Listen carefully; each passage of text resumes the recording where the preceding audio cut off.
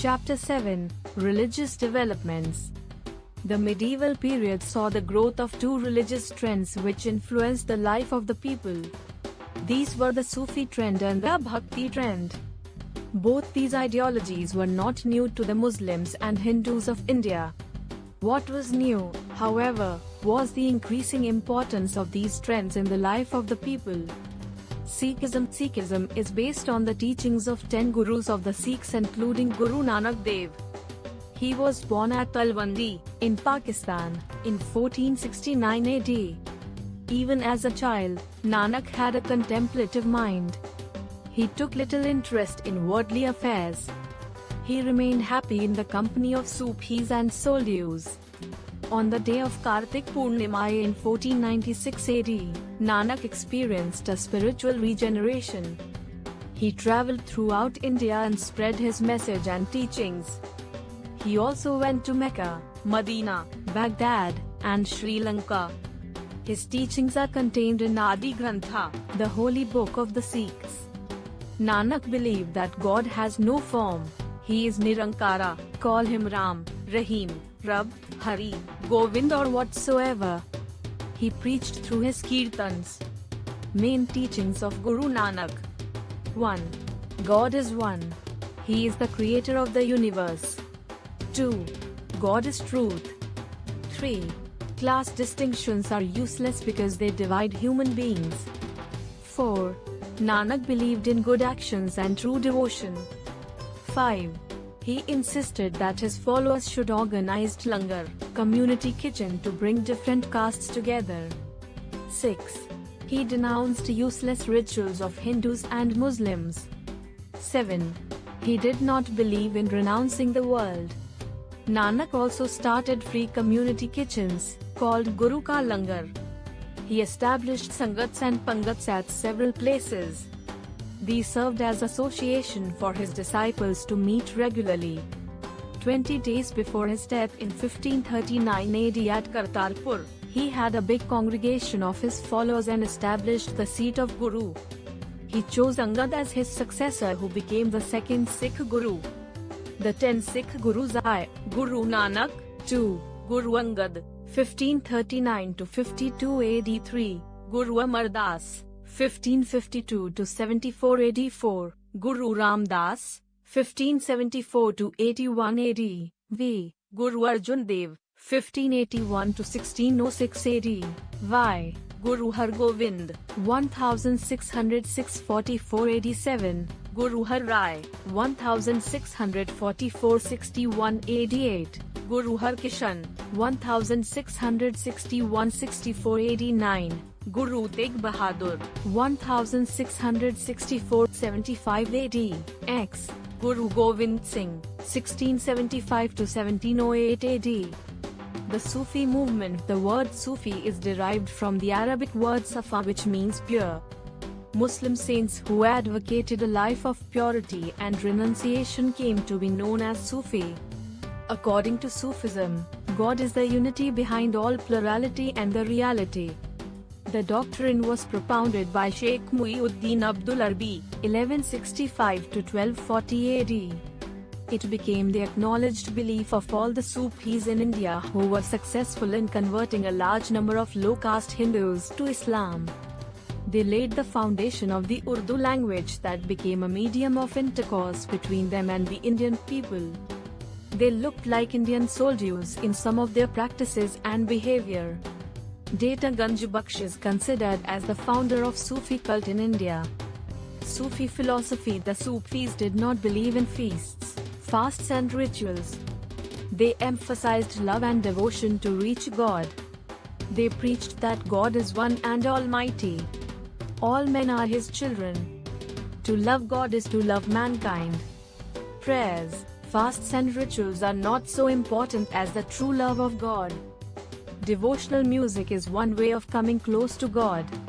People should follow the teachings of a Peer, who is like a guru of the Hindus. Caste or creed is no barrier. There is no need of conversion. The Sufis were able to spread Muslim culture in India.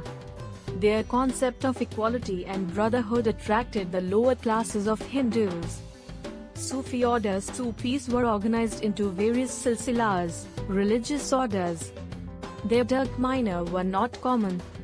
These Sufi orders were named after the farmer of the potholer order, in India Christie, Suhranak. Our Bhagist Bandi were the thence went Sufi orders. Each Sufi order had a Hangah, lemifij. According to Abdul Fazal, these were orders in India during the 15th century. Sufi orders 1. Chishti order. It was founded by Khwaja Abdul Chishti in Herat. It was brought to India by Khwaja Muinuddin Chishti, 1141 to 1236 AD, who came to India with Mahmud of Ghazni in 1161 AD. He settled at Ajmer. The Chishti order was very popular in India. Both Hindus and Muslims became their followers. Baba Farid, Bakhtiyar Kaki, Nizamuddin Aulia and Sheikh Salim Chishti were great Sufis of this order. Akbar was devotee of Sheikh Salim Chishti. He built Sheikh Salim Chishti's tomb at Fatehpur Sikri. Ajmer and Delhi are big centers of the Chishti order in India. 2. Suhrawardi order. It was founded by Sheikh Shihabuddin Suhrawardi, 1145 to 1234 AD. In India, this order was founded by Sheikh Bahauddin Zakaria Suhrawardi, 1182 to 1263 AD, a disciple of Sheikh Shihabuddin. This order was popular in Sindh and Multan, now in Pakistan. Sheikh Bahauddin did not believe in modesty and asceticism. He led a luxurious life and followed the rules of Islam. He took keen interest in politics and mixed with elite and influential people only. He accepted lands and gifts from the sultans. Firdausi and Shattari orders were offshoots of the Suhrawardi order and active in Bengal. 3. Naqshbandi order. It was founded by Khwaja Baqi Beta in the 16th century. Sheikh Ahmad Sarhindi was a famous Sufi of this order. The Bhakti movement. The history of the Bhakti movement goes back to the time of the great reformer Shankaracharya, who successfully combated Buddhism and gave Hinduism a common solid philosophical background. He established a logical monastic system and laid emphasis on jnana as a means of attaining salvation. But this failed to evoke hearty response from the common people. Anxious to attract the common people, our religious thinkers of the medieval age laid stress on bhakti, which means personal devotion to God without performing any rituals. The people as well as the leaders of the movement sought solace in other worldliness. Bhakti philosophy. According to the Bhakti cult, God may have a form, saguna, or may be formless, nirgun. Followers of Saguna Bhakti worship many gods, while those of Nirgun Bhakti do not believe in idol worship. They believe that God is omnipresent and resides within the heart of man. However, both the Saguna and the Nirgun believe in the Upanishadic philosophy of Advaita, non-duality of God. Bhakti saints laid great emphasis on securing true knowledge from a guru for devotion and attaining moksha, salvation. Bhakti saints. Various saints popularized Bhakti movement in different parts of India. Ramanuja, 1017 to 1137 AD, was the first saint of the Bhakti movement. He lived and preached in South India. Ramananda was a disciple of Ramanuja, was spread the message of Ramanuja in the North India. Ravidas, Raidas, and Kabir were his main disciples, who belonged to the so-called lower castes. Ramananda laid stress on justice, unity and equality in society. Kabir was a weaver by profession. He lived in Varanasi, Uttar Pradesh.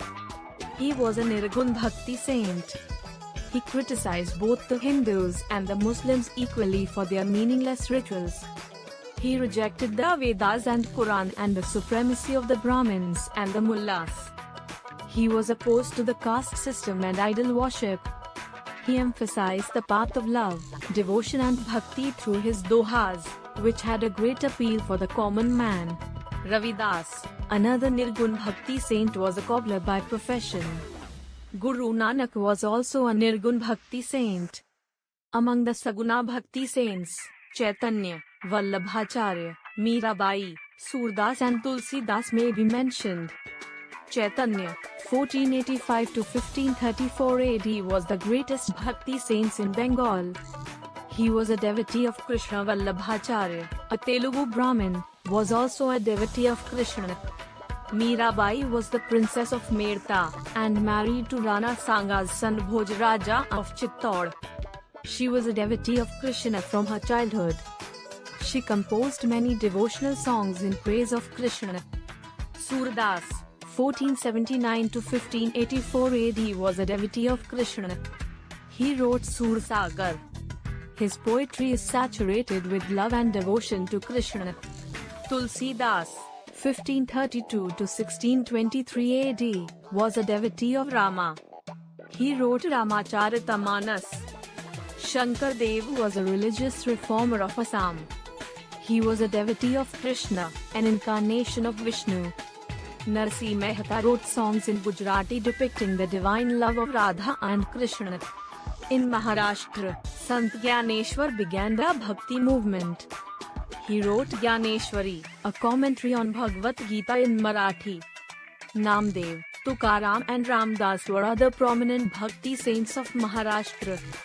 Guru Ramdas Hawans on Shivaji. Case study: Saint Kabir 1440 to 1518 AD, was a notable exponent of the Bhakti cult. He made the most earnest efforts to foster a spirit of harmony between Hinduism and Islam. Kabir's early life is shrouded in mystery. He is said to have been born of a Brahmin widow of Banaras who left him near a tank from where he was picked up by a Muslim weaver. Scholars differ about his date of birth. It seems almost certain that he flourished towards the close of the 15th century. From his early life he was a boy of meditative turn of mind and thoroughly religious, though in an unconventional sense. He is said to have become a disciple of Ramananda. Kabir did not believe in the efficacy of ritual, or external formalities, either of Hinduism or Islam. To him the true means of salvation was bhajan or devotional worship, together with the freedom of the soul from all sham, insincerity, hypocrisy and cruelty.